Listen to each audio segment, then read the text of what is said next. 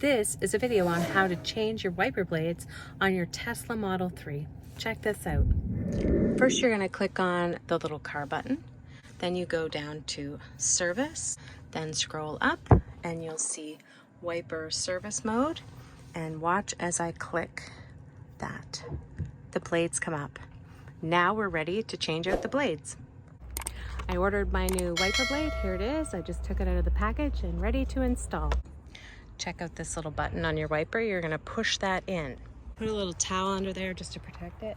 So you push in on that button. It comes out, pull out, and here's the little trick.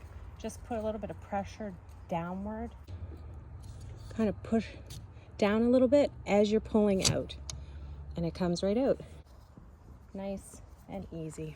Then to install your new wiper, here it is. Pull it up, kind of on a down, push it in. It should slide right in there nice.